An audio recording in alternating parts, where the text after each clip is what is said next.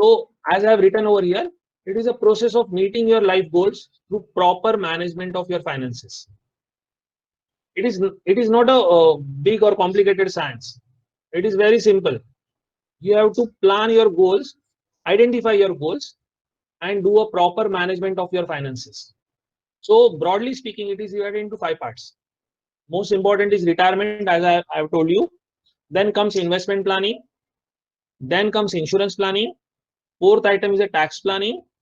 And fifth is estate planning. Estate planning is nothing but transferring your what you say the wealth to the next generation. So estate planning is your will writing. All those services come in under trust formation. Those things come into estate planning. And tax planning, as you will start working, obviously tax will take a part of your income. So that is another part, how you can reduce your tax once you start working. So at this point of time, since most of you have not yet started your professional career, I'm skipping the last two items, tax planning and estate planning, and I will mostly focus on these three items: retirement planning, investment planning, majorly investment planning, how you can do the investment planning, and then I will also take the insurance planning part, why insurance is required, which type of insurances are there, and how do you do it. So if I come to the first of the two goals that we discussed, short and medium term goal. So how do you plan for it? So that is what the Excel sheet which I have shared.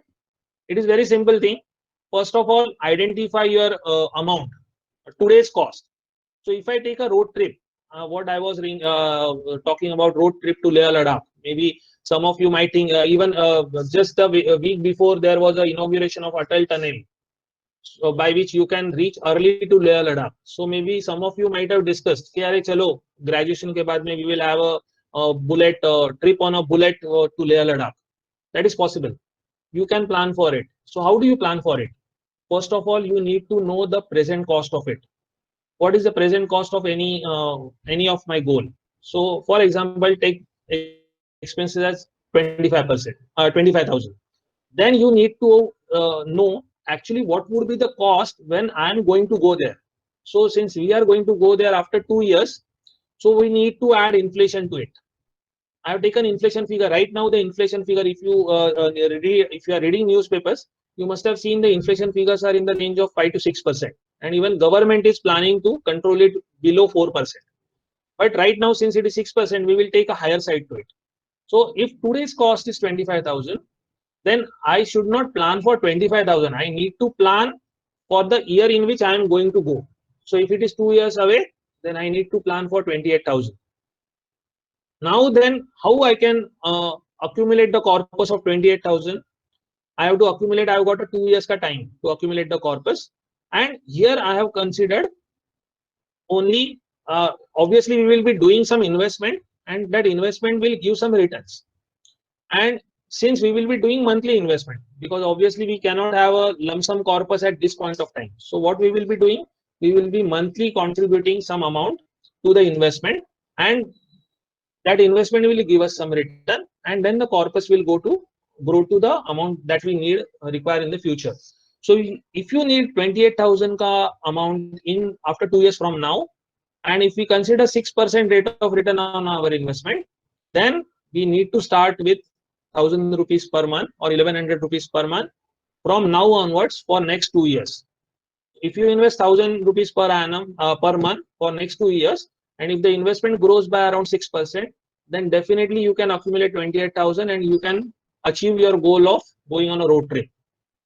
Similarly, if we consider a longer goal of foreign trip, maybe honeymoon or foreign trip, whatever you may call it. So today's cost, again same thing, same process. Today's cost is around 2 lakhs for maybe two people. Add inflation to it, and then the number of years after which we need the money. So if you see, even if the cost is 2 lakhs today, after 7 years, the cost is increasing by 50%. That 2 lakhs is going to 3 lakhs if we consider a normal inflation rate of 6%. So again, same thing. If we want to plan for 3 lakhs, then I need to assume some rate of return on my investment. Here I have considered 10%. I will explain you why I have considered here only 6%, whereas for the medium term goal, I have considered 10%. But just now focus on how we are doing the planning.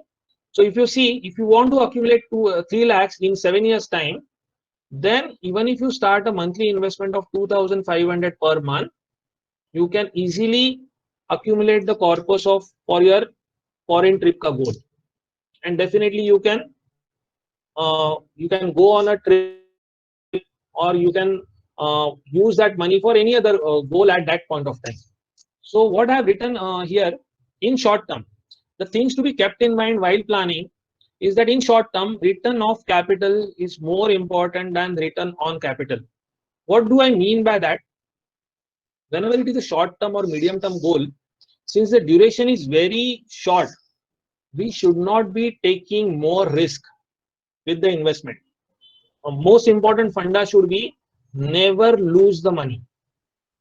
In short term, your focus should be not losing on the money. Even if the returns might be less, it is okay, but you should not lose the money. So in short term, you should not take the risk. Why I'm saying that, I will come to the next slide where you will come to know why I'm saying that. But in short term, you should not take the risk. So your investment should be in a less riskier avenues for short and medium term goals. And that is why I've taken less rate of return on those things, because many a times if you take additional risk, you get additional returns. So the safe things, if you see post office, many of you are writing FDs or RDs for most of the goals. If you see FD or RD, the rate of return on those goals or post office investments are right now in the range of 5 to 6%, or maybe 6.5, 7%, not more than that. So in short term, we need to identify such instruments which will give us around 6 to 7% return or less return, but your capital is safe. Because we cannot compromise on our goals, and we should not compromise on our goals by way of proper planning. Then we should take lesser risk in short term. So what are the avenues for short term investments? Maybe you can invest in a bank RD, or you can invest in a SIP. SIP is, you must have heard, systematic investment plan. I'm going to explain about it in next slides. So you can start a RD in a bank, or you can start a systematic investment plan in a liquid or debt fund.